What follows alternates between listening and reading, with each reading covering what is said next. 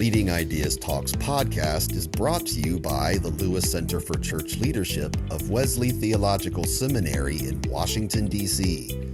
Subscribe free to our weekly e-newsletter, Leading Ideas, at churchleadership.com/leading ideas. Leading Ideas Talks is also brought to you by Discovering God's Future for Your Church. This turnkey video toolkit helps your congregation discern and implement God's vision for your church's next faithful steps. Learn more and watch an introductory video at churchleadership.com/vision. And remember, to stay up to date with the latest church leadership strategies and information, please like and subscribe to this channel and click the bell icon to get updates for new videos. How can church leaders approach innovation in ways that are consistent with their faith? In this episode, Kenda Dean says it starts by focusing on people and not problems, and by seeking to participate in God's new thing rather than trying to get God to participate in ours. Welcome to Leading Ideas Talks, a podcast featuring thought leaders and innovative practitioners. I am Douglas Poe, the director of the Lewis Center, and your host for this talk. Joining me is Reverend Dr. Kenda Dean, the Mary D. Sennett Professor of Youth, Church, and Culture at Princeton Theological Seminary. She is the author of a new book, Innovating for Love. Our focus for this podcast is social innovation. Kenda, welcome to the podcast. Happy to have you and really excited about your new book. Well, thanks. It's great to be here.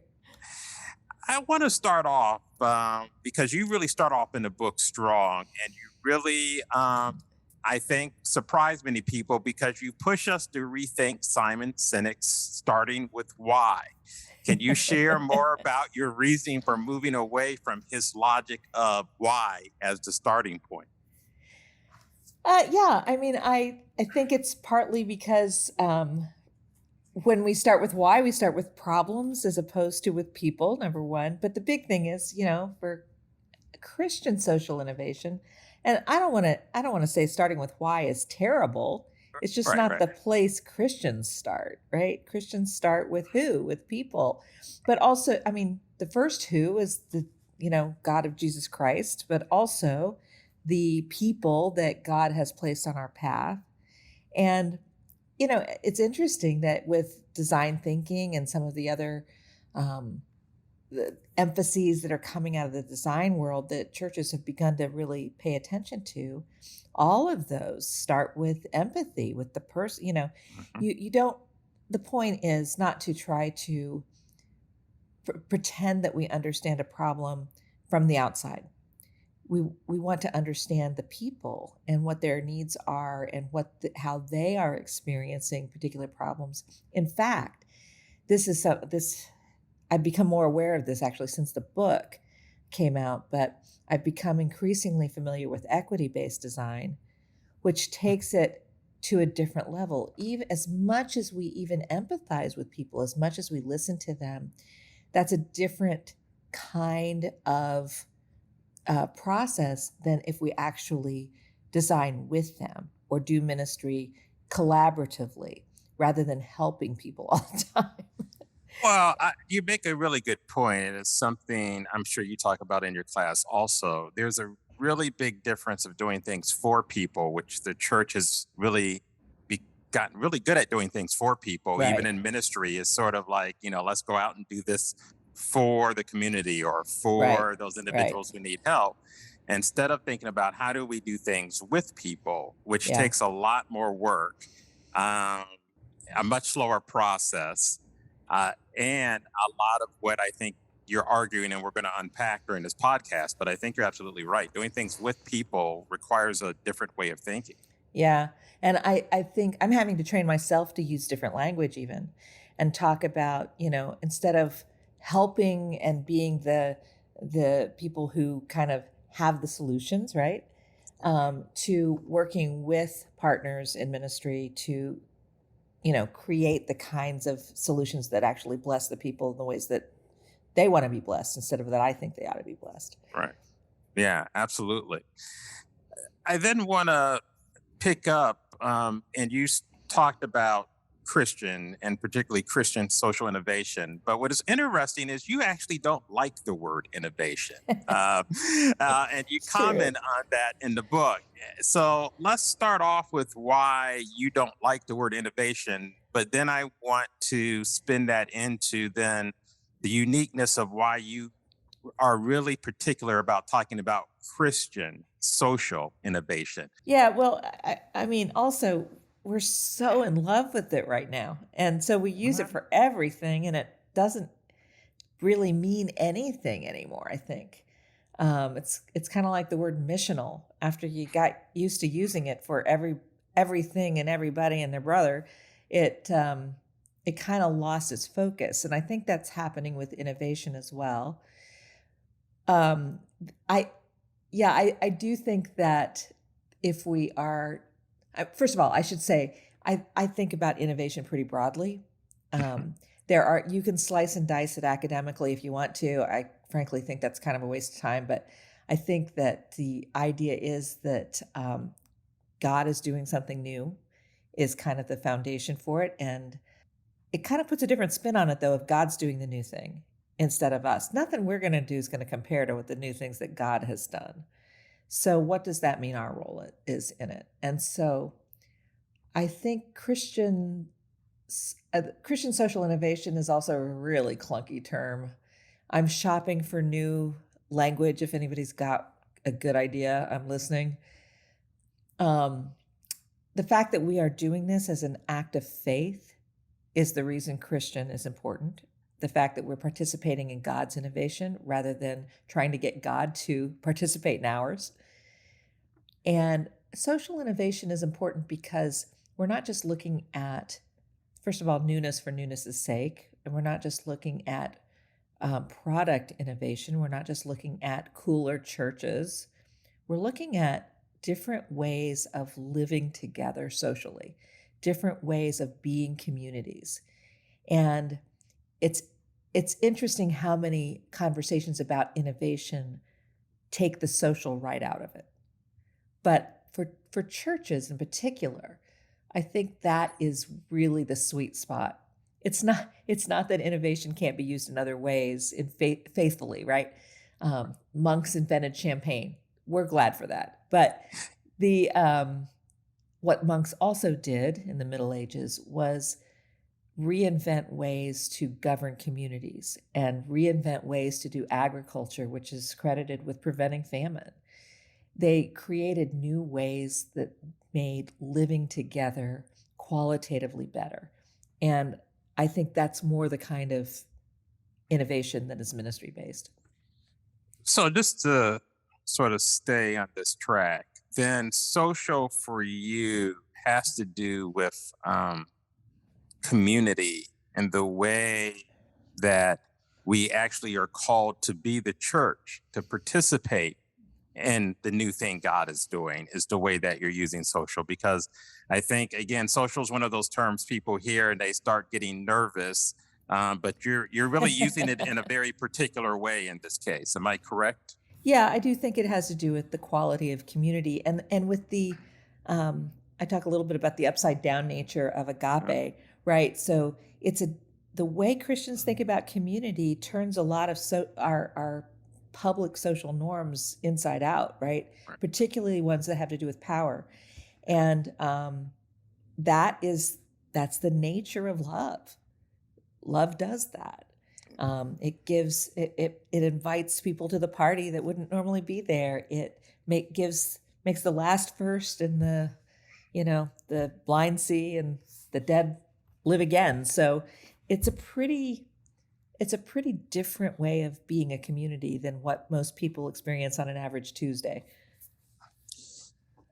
And it also sort of pushes us to think, because we have unfortunately continued this sort of individualism within our Christianity. Right. And of course, in some ways you're saying, no, Christianity is really about community, and that it's not just this sort of me and Jesus, but we really have to think about how are we connected to community and what that means. I mean, is that a fair statement? Yeah, specifically, if I think I would say first we have to be connected with God, and Yep. through God we become. I mean, that opens up the kind of community that we can be. Suddenly, we are in communion with all of God's children, and not just with the people who we know and like. So it does have a. It's not just being in community; it's being in a particular kind of community, Yeah. right? One that actually is the body of Christ, that embodies Christ's love. Yeah. Yeah. So coming back to CSI, or Christian Social Innovation, then what CSI, I never thought of that. Thank you for that. well, you're welcome. So you can hit CSI. Then coming back to that, you talk about humility. Well, love and humility. These are, and you've talked a little bit about love, and when we were sort of unpacking what you meant by this, but humility is also key. And I think in some ways, just as tricky as the love piece. Can you say a little bit Mm, more? And I'm curious of your thinking about how do we really live into that? Is sort of, I mean, as I was reading it, I mean, I agree with you, but I think, I mean, humility is one of those things that when you think about it, you sort of almost lost it already because you know, yeah, yeah, yeah. Do you know what I mean? I do. Um, I guess I think humility might be a lost art for most of us, particularly All right. Americans, but um, I do think it's really one of the signature qualities of Christian social innovation. If you're going to be a Christian involved in trying to do new things, as as long as we are willing to be part of God's innovation, what we're trying to do is get us out of the middle of things and put what God's new thing is in the middle, right? We become collaborators with that rather than, I think what we usually do is we've got a great idea. Now let's see if we can reel God into it, right? Yeah. And what I'm trying to do is flip that around. And it takes a little bit of humility to say, yeah, first of all, this isn't really my great idea. I'm participating in something that's bigger than me. Secondly, um, I might suck at this. This might be a huge gamble on my part that could fail. And all of those things being able to are ways of just acknowledging we're not the center of the universe. And I think that's really liberating, to be honest. If it's not all on us, and if it's not, we're not just running on our steam. I mean, we've just been through a pandemic, and a lot of the stuff that we experienced as quote unquote innovative, really, it was more adaptation of what we were already Right. doing. That's right. But nonetheless, it was new for us, and we're exhausted. And a lot of that's because those were our ideas. We were running on our steam. To the extent that we can be part of what God is already up to, it allows for God. First of all, the Holy Spirit's energy is kind of filling our sails on that. But also, we're part of something that's way bigger than just we are. We're not solely responsible for it. We have a part to play. So there are two things I sort of want to unpack with this. The first is how do we, and this is the part that I struggle with, because I agree with you, but how do we live into not getting caught up in our own thing? Because I mean, you know what we do in churches. I mean, we get into a situation and we sit around in a committee and we try to figure out how do we resolve this thing, and we come Yeah. up with like, this is the great idea that we have. So it's not necessarily what God is doing that we're following. We're Right. pursuing our own sort of thing to fix whatever the problem happens to be at that time. So how do you take a step back to say, we're really going to try to follow where God is leading us? Well, of course, that's the $1,000,000 question. We're not going to get this right. We're going to Right. do our best. The most concrete thing I think we can do is spend a lot more time listening and a lot less time spouting answers. Mm. And I know that sounds so basic, but the truth is, it's a human thing. It's not just a church thing. We all are apt to act on our own impulses before we're going to listen to the context to the actual situation. I mean, innovators have a phrase, you should fall in love with the problem, not the solution. But it's very easy to fall in love with the solution. If we just did this, everything would be great. But that means we have lost sight of really trying to understand the way people experience hardship. And the last couple of years is a case in point, right? Where one of the things that Black Lives Matter has done for us is force us to stop and say, as a culture, wait a second, there is a way of experiencing our society that has been really painful for a group of people. It is time for us to shut up and listen and see how they're experiencing this and what we can learn from that. Because even people who want to, be allies in that, we're quick to jump to solutions before we've really understood the person who's in pain. Simone Weil has this great line that she just thinks helps us understand one another, but it would be a really good line for most of us to lead with. And she's like, to ask someone, what are you going through? Good or bad, but just what are you going through? What you're basically saying is, what is life like for you right now? And that's a non-biasing way to say, tell me what it feels like to be you right now, So the most concrete thing, I think, is to slow it down and listen. Let me just add one other thing. I've been persuaded by some of the work that Andy Root has done on this, but we have this association with innovation that it makes things go stronger, faster, leaner, quicker. I want to challenge that with Christian social innovation. A lot of times, the things that matter most to us slow us down, stop us in our tracks. We don't necessarily go faster. We don't necessarily go bigger, So for example, anybody with kids knows that the slowest thing in the world is a walk with a child, right?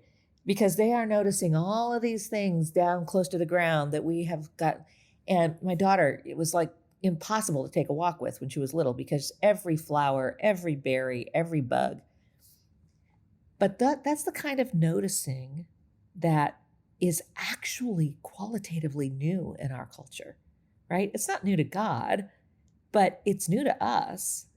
And, if creation is God's good thing, it would be good for us to slow down and notice it. Anyway, that's just a pedestrian example of that. But I think that's another way Christian social innovation can stand apart from our traditional understandings of it.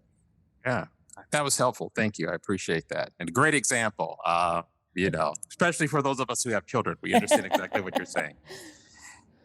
Let me stick with this, but come at it from a very different angle where I'm going to push against you a little bit, and I want to get your impression of this. You talk about at one point, and I forget the page number, but you say that you believe most congregations want to innovate.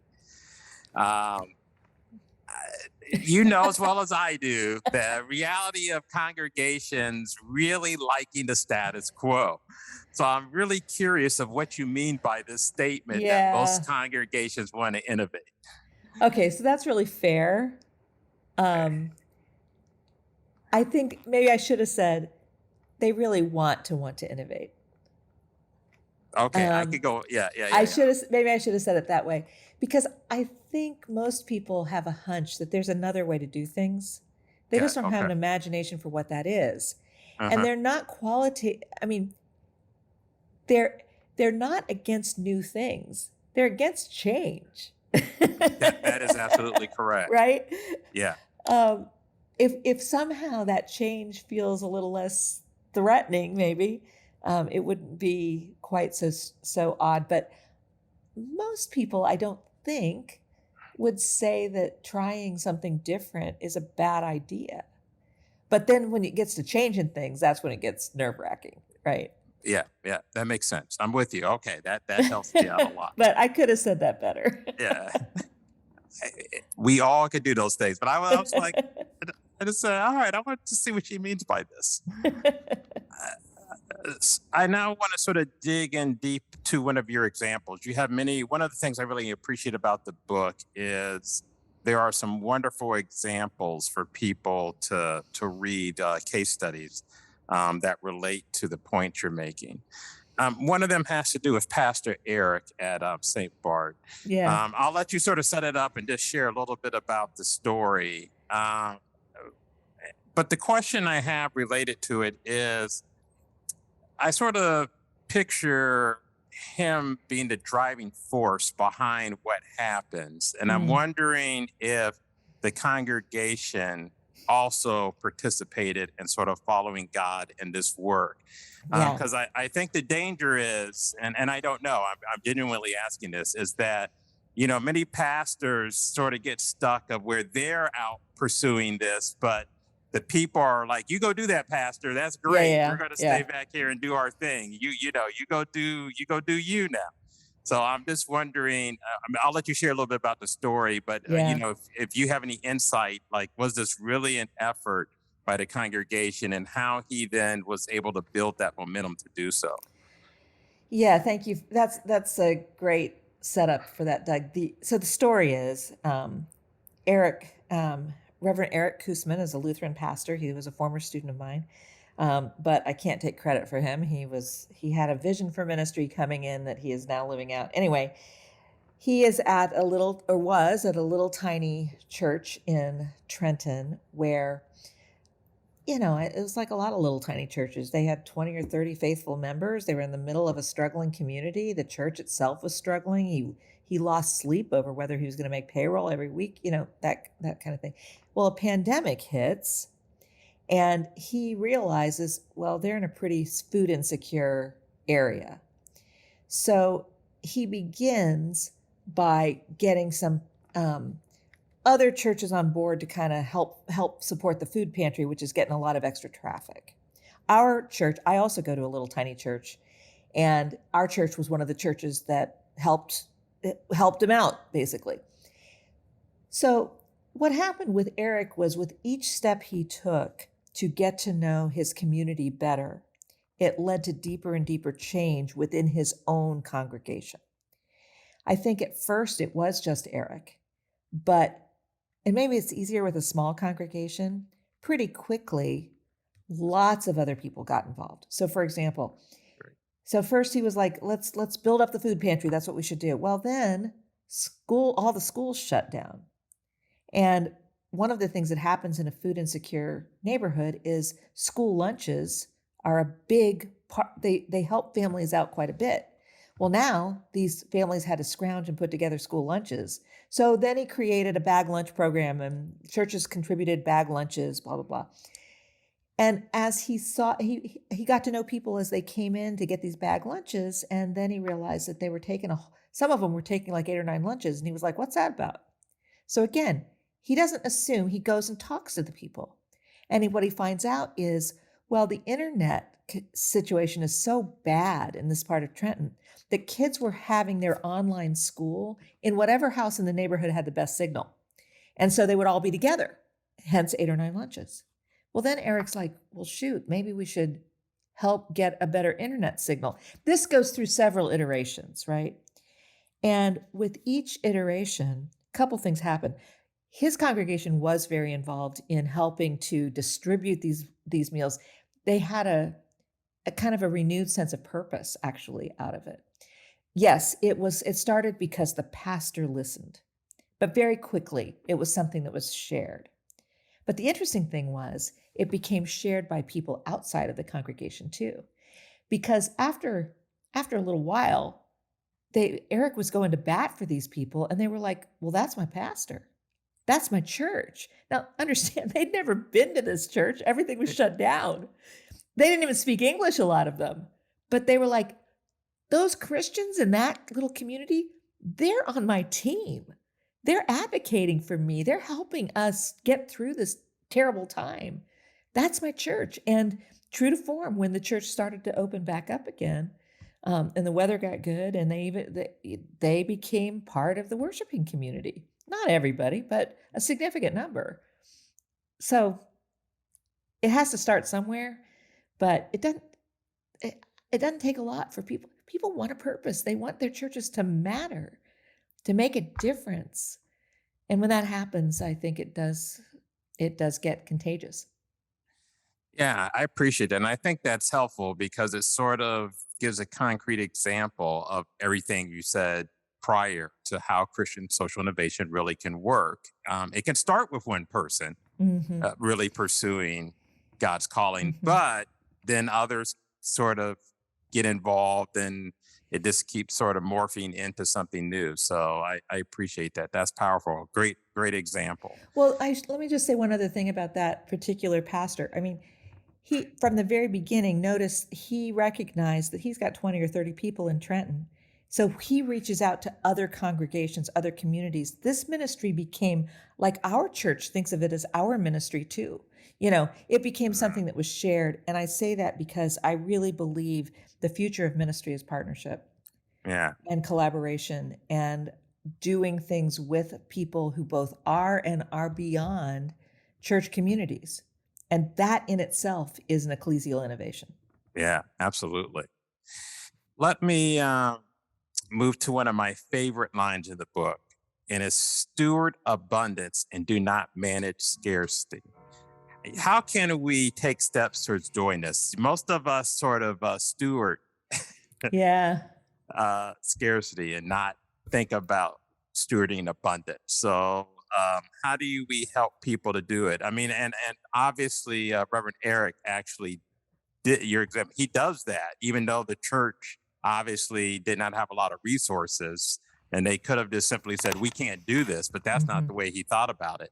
Right. Um, so, I mean, what is it you think in his makeup or the way he thought about this that really helped him to steward abundance? Yeah, that's a great question. I think the first part is recognizing that we are called to, this life of abundance, right? And that actually we are situated within abundance even when we have a scarcity of certain resources. So there are lots of examples of churches that have done this where they've been able to identify the assets of their communities that go beyond financial assets. The one that's most well known maybe in Methodist circles is St. Luke's in Yeah, Indianapolis, and where they began to not just catalog who was coming into their church, but what their gifts were, and how they would then call upon them to serve in various ways that were related to those gifts. So they had not just a bank of food or a bank of services, but they had a bank of gifts. So that's one way of recognizing that we're situated in abundance. So I guess I think a lot of it is mindset, you know, uh-huh. um, and recognizing that everyone brings assets to the table. And rather than, look, our first instinct, right, is because we have bills to pay and so on. The most measurable thing we have usually measures our scarcity. Yes. And that's cash, right? Or time, Yep. either one of those.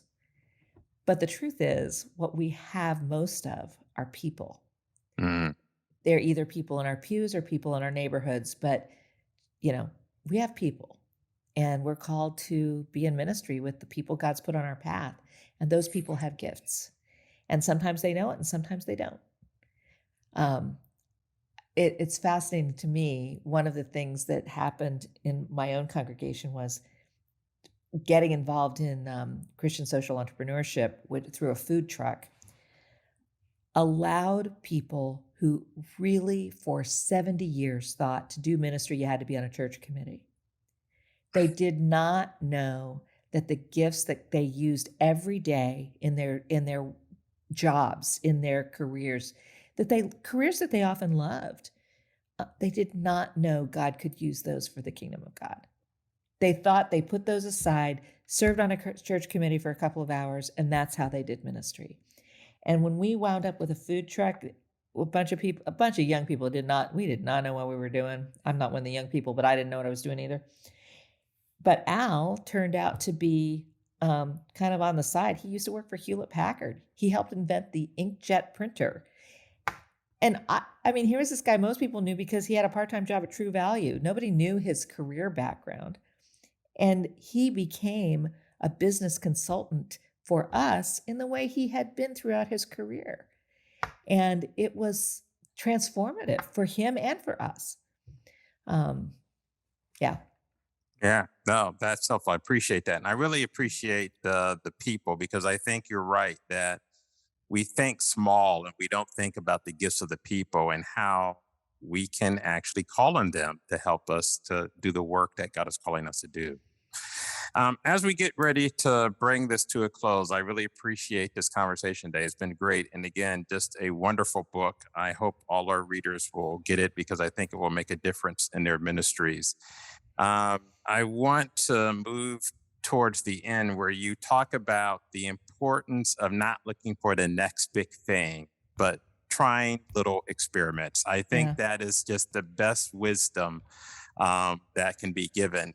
Can you share a little bit about how congregations can get started trying these little experiments? I think that the hard thing for congregations is taking that very first step. It's sort of like going back to children, when someone's starting to walk, that first step feels like the toughest one to make. So how do you take that very first step? I think that we have a tendency to want to, especially because churches don't have a lot of financial resources, if it's going to cost any money, we want all of the I's dotted and T's crossed before we take any step at all. And there is absolutely zero research or examples of anything that has ever succeeded that has started that way. And you start with small wins, right? And so the catch is not we might have this great idea or this big business vision or some dream for our community. Which is good. It's good to have those dreams. But you start with a thimbleful, not with a gallon bucket, What is the first thimbleful that we can sort of test drive out? How can we try this thing out? So I told you about the food truck example at our congregation. We should have started smaller than a food truck in retrospect. But at least the first thing we did was not go buy a food truck and then figure it out. There was a series of months where Sundays after church, we would test menu items. We would get feedback on things like, here's a logo, does this feel consistent with the mission of this church, that kind of stuff. Sort of gathering pieces along the way until a grant became available that allowed for the purchase of a food truck or a truck that we turned into a food truck. And so, it's just little things one step at a time where you can sort of try them out and find out what bombs and what doesn't. Some things have more traction than you think they're going to. Others that you think are going to be home runs just fall flat. That's true for every substantial project that, I think that's true of churches and not churches too. One small step. I think we're afraid to do that because what if it fails?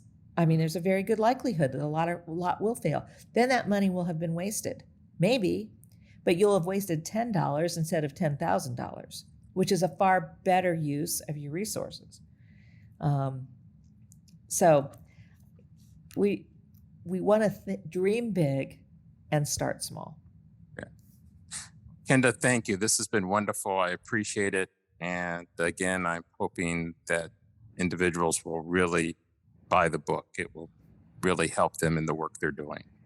Well, thank you. It's really fun to be here. And blessings on the podcast. Thanks for joining us for Leading Ideas Talks. Please like and subscribe to this channel and click the bell icon to get updates for new videos.